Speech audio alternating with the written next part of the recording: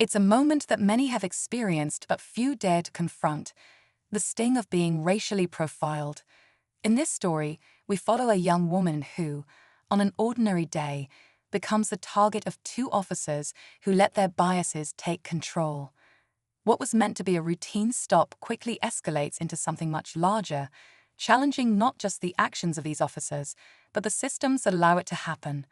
The young woman's calm resolve in the face of injustice sets off a chain of events no one saw coming. And in the end, the tables turn, leaving those who thought they had the upper hand to face the consequences of their actions. But how exactly did it all unfold, and what will happen when the truth comes to light? Stay tuned, because this story is far from over. The young woman Mia had just left work and was heading home, her mind focused on the usual routine.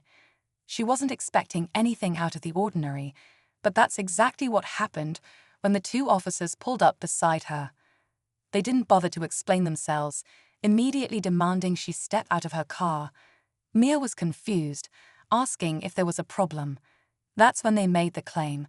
Her car matched the description of a stolen vehicle. But Mia knew her car, knew her rights, and knew something wasn't adding up.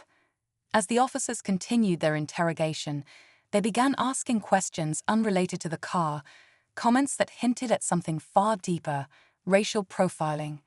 Mia's gut told her this was more than just a simple stop. What happened next would force both the officers and the community to question their actions, and set the stage for a revelation no one could have predicted. Mia stood frozen, feeling the weight of the officers' gaze on her. Her heartbeat quickened, and every word they spoke seemed calculated to push her into submission.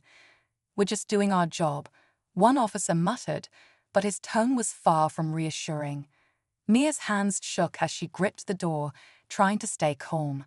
She knew she wasn't doing anything wrong, but the way they looked at her, as if she were guilty before even speaking, she could feel the injustice in every glance. Behind her, the sound of tires screeching signaled another car approaching. A second squad car had pulled up, and Mia's heart sank. This was no longer just a routine stop, it was becoming something far darker. What was supposed to be an isolated incident was turning into a spectacle. As the second officer got out, Mia noticed something strange. He seemed to recognize her. "You've been here before, right?" he asked, his voice softer, almost as if trying to remember her face. The question hung in the air, unsettling her even more. Mia had no idea what he meant.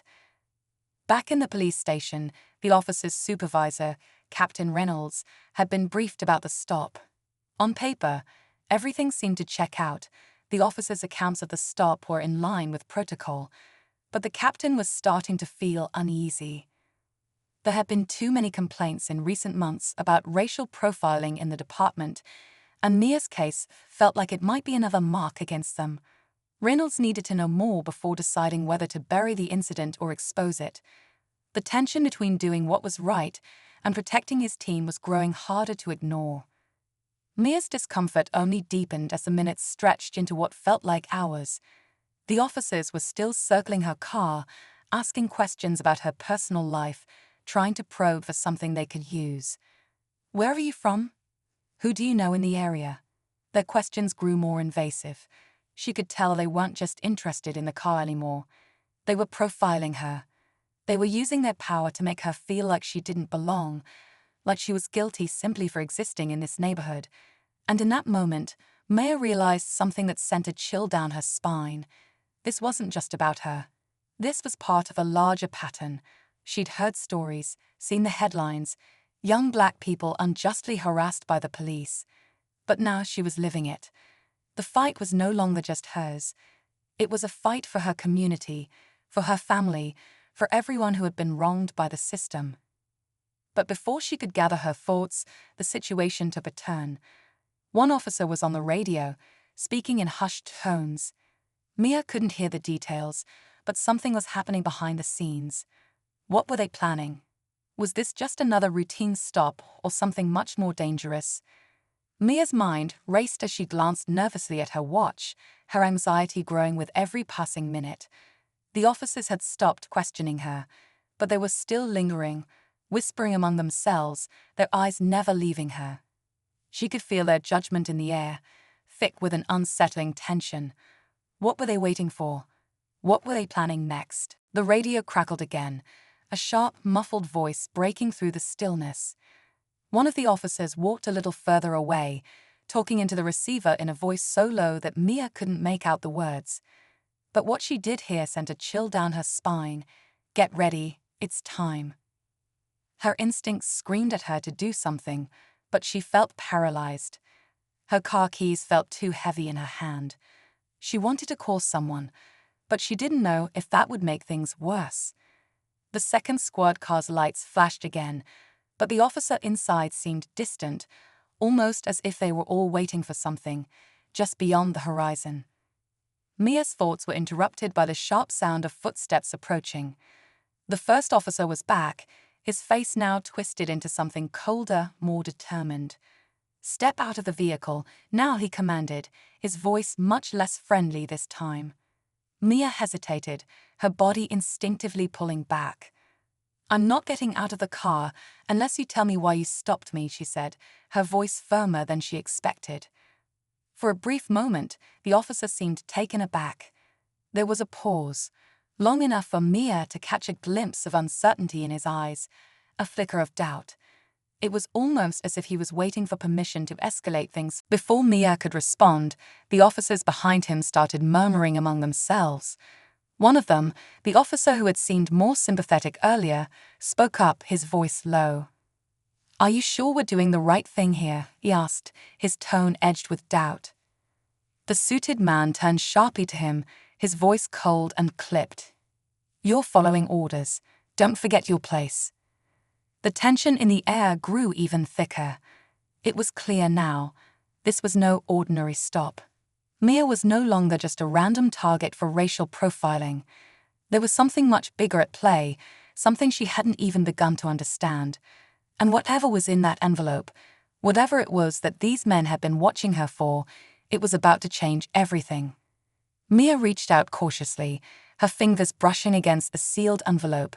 For the first time in a long while, she felt the weight of her situation, real, tangible, and much more dangerous than she could have ever imagined. The clock was ticking, and the world around her seemed to hold its breath, waiting for her next move. Mia didn't hesitate. She knew this could be her only chance.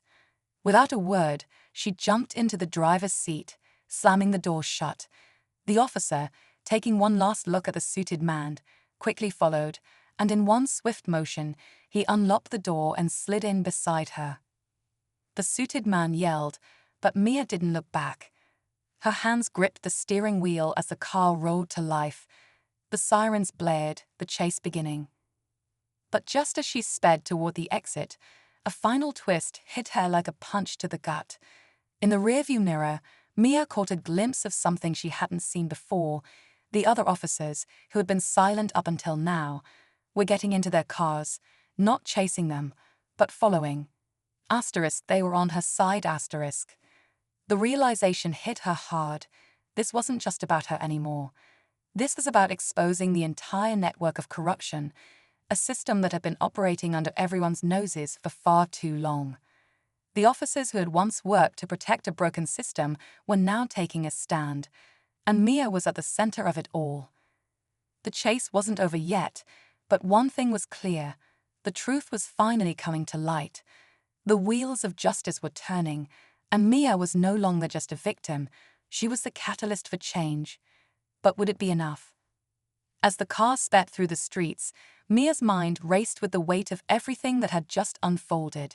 She could hardly believe it, but the officers following them weren't just protecting their own, they were helping her. They had seen enough, and now they were part of the fight. The sirens faded into the distance, but the truth was already gaining momentum. By the time Mia reached a safe house, everything was in motion.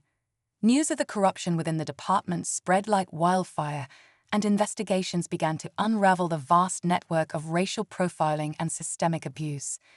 The officers who had once been complicit now stood on the right side of justice, and Mia's bravery had become the spark that ignited the change. In the end, it wasn't just about her. It was about all those who had suffered in silence. Mia's story was a testament to the power of truth, the courage to fight, and the hope that justice, no matter how delayed, could still prevail.